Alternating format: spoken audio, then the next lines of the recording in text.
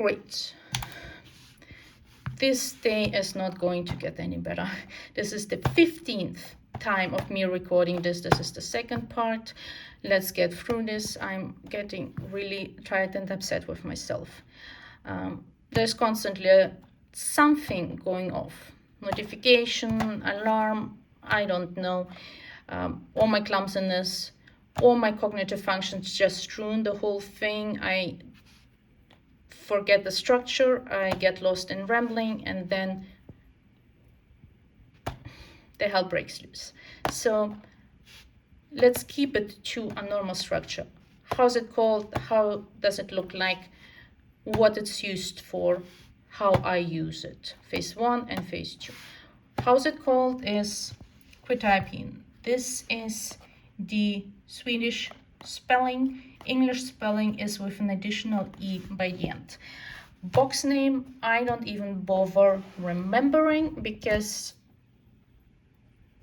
Swedish healthcare system is crazy. Regulations force pharmaceutical companies to constantly shift and change and whatever. So box name is different every month for me. In US, the most sold brand is called Seroquel. So if you want to look for more details on YouTube, search for Seroquel. How does it look like? This is how it looks in Sweden, in Europe at least. It's difficult to see, but on one side is the milligram imprinted and the other side is just blank. In US, it's also small, also round, but it's yellow. And on one side you would have the milligram imprinted, and on the other side you would have the letter Q imprinted. So that's the difference.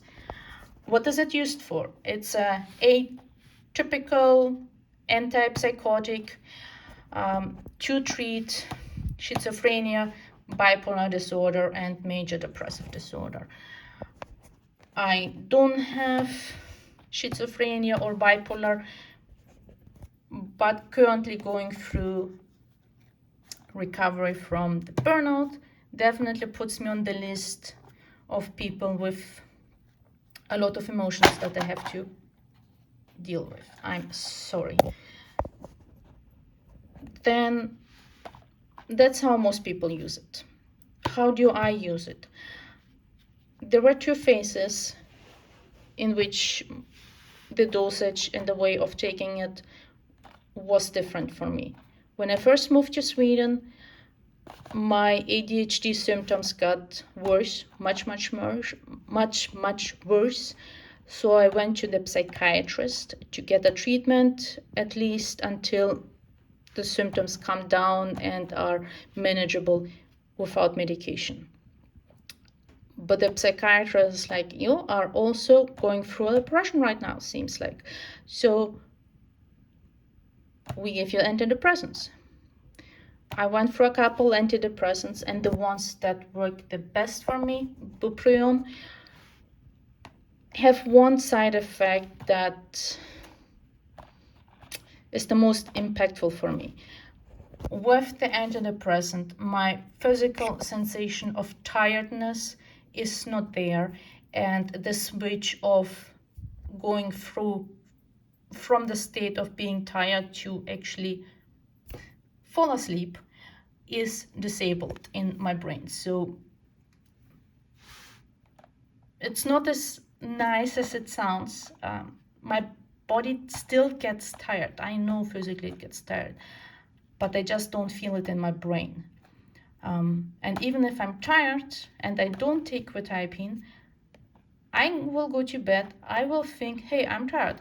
I will fall asleep any minute. I will stay awake for hours. So when I first moved to Sweden, I got my ADHD problems increased. They put me on antidepressants, and I had to take Quetiapine to offset the side effects of the antidepressant. So I took 200 in the afternoon to then be able to sleep at night. And usually it's, if I take it at 5 p.m., I will feel the effect at 8 around. So it's more or less 3 hours, max 4 hours until it really kicks in. That's how I first was taking it. Then phase 2 started 1.5 years ago. 1.5 years ago, I had my big breakdown. I had burnout. I completely collapsed. Everything was off. My brain chemistry, my physical symptoms. I went through so much, in my eyes, completely unrelated symptoms. I can't even count. So to help with that and all those emotions that then bubbled up, I had to increase the dosage to 500 to be able to sleep. The maximum recommended dose is 800, and that goes for people with schizophrenia or bipolar disorder. And I really, really, really want to hold on to the idea that because I don't have schizophrenia or bipolar, I should be able to keep taking less to be still fine with the effect. So I stopped. For a short period of time, I took 200 to 400 milligram in the afternoon to stabilize my mood. But as soon as I realized that for me sleeping, I had to increase it to constantly daily 500, I decided to stop the afternoon dose for the mood stabilizing effect. I was hoping that with the night dose, the general level of quetiapine in my body will be enough for stabilizing effects, which sometimes it is and sometimes it isn't. And this is the point of where I'm done with the structure. It's 7 minutes and 45.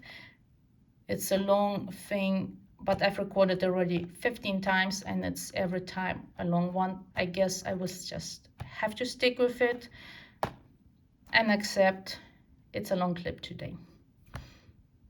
See you.